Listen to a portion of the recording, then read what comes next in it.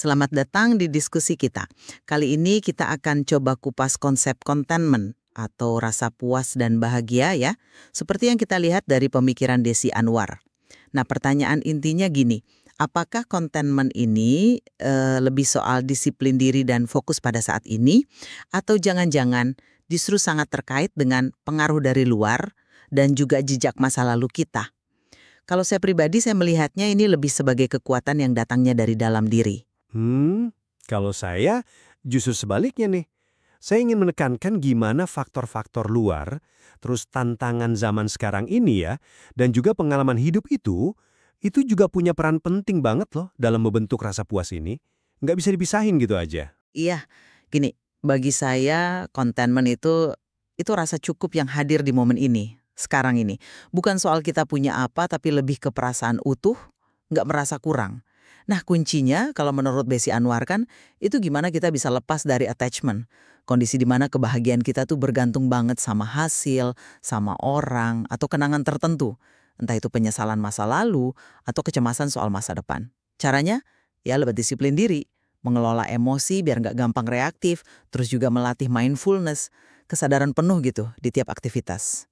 Sesederhana pas kita lagi fokus minum teh misalnya. Termasuk juga ya disiplin mengelola serbuan digital yang sekarang gencar banget. Oke, saya setuju banget kalau disiplin itu penting ya. Tapi, gimana ya? Melihat containment itu semata-mata urusan internal, kok rasanya terlalu menyederhanakan masalah nggak sih? Kita kan hidup di dunia nyata ya kan? Era digital ini aja deh misalnya, itu kan terus-menerus menguji pertahanan diri kita. Distraksinya nggak ada habisnya.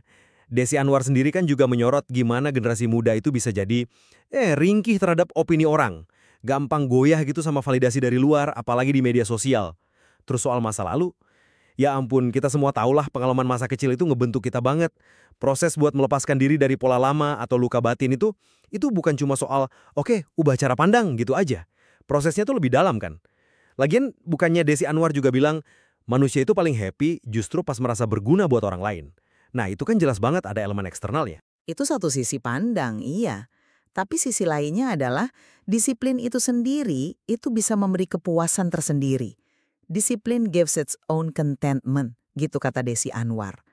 Memilih buat membatasi waktu main medsos atau mematikan notifikasi ponsel itu kan pilihan sadar yang justru membangun ketenangan dari dalam, lepas dari semua keramaian di luar sana. Ini soal kita ambil kendali gitu loh. Logikanya sih masuk akal ya. Cuma, realitasnya seringkali lebih rumit kan? Maksud saya, seberapa kuat sih benteng diri yang bisa kita bangun pas arus informasi sama tekanan sosial online itu udah deras banget kayak sekarang. Opini dari luar itu gampang banget merembes masuk dan mempengaruhi suasana hati kita. Buat banyak orang, ini tuh pertarungan yang melelahkan dan nggak selalu gampang dimenangkan cuma modal niat disiplin doang. Nah, justru disitulah letak pilihannya kan. Ingat nggak contoh Desi Anwar pas dia lagi sedih terus bercermin? Dia memilih buat mengubah ekspresinya, mengambil sedikit jarak dari emosi sesaat itu. Ini kan nunjukin kalau kita tuh punya kapasitas buat nggak terkurung sama perasaan atau masa lalu. Kita bukan cuma produk masa lalu kita aja. Kita adalah pilihan kita di saat ini, gitu. Contoh cermin itu menarik sih sebagai pengingat kekuatan pikiran kita. Tapi ya ayolah kita jujur, efeknya mungkin lebih ke coping sesaat aja nggak sih?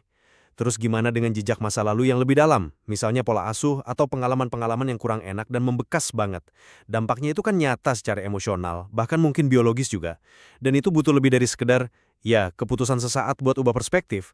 Butuh proses, kadang ya butuh bantuan profesional juga. Iya ya, saya paham poin soal kedalaman luka masa lalu itu.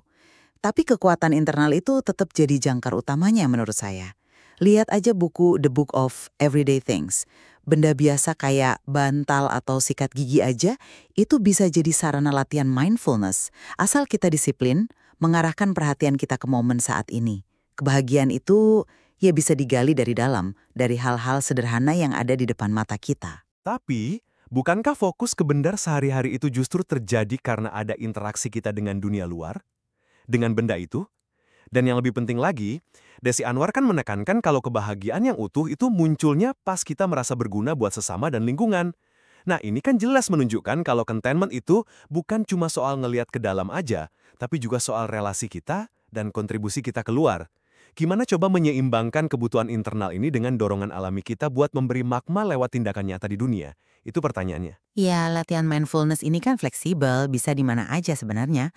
Sholat misalnya itu kan latihan fokus yang luar biasa. Atau ya sekedar dengerin orang ngomong tanpa sambil main HP, itu juga udah mindfulness. Intinya kan soal melatih otot kesadaran kita secara konsisten di tengah kesibukan apapun. Termasuk buat menangkal distraksi digital tadi. Konsepnya sih bagus, saya akui. Tapi kita juga perlu lihat kenyataannya lah. Nggak semua orang punya kemewahan, entah itu waktu, energi, atau mungkin kondisi mental untuk bisa selalu mindful. Kadang pas lagi dihimpit masalah nyata, kayak kesulitan ekonomi atau masalah kesehatan gitu ya, yang dibutuhkan itu ya solusi praktis atau dukungan dari luar, bukan melulu soal perenungan internal aja kan? Oke, kalau gitu buat saya intinya contentment itu tetap berakar pada kapasitas internal kita, kesadaran kita, disiplin kita, dan kemampuan kita buat memilih respons. Fokus pada saat ini itu kuncinya. Sementara kalau dari saya, kesimpulannya contentment itu ya lebih kompleks dari itu. Disiplin internal memang vital, penting banget. Tapi yang nggak bisa lepas juga dari realitas di luar sana.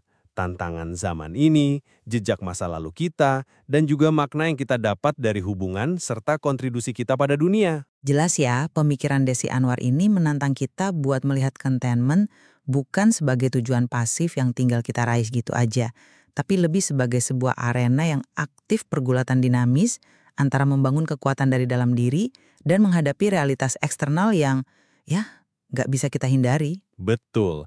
Dan tentu saja, masih banyak lapisan makna lain dari gagasan containment ini yang menarik banget buat terus kita gali lagi nanti.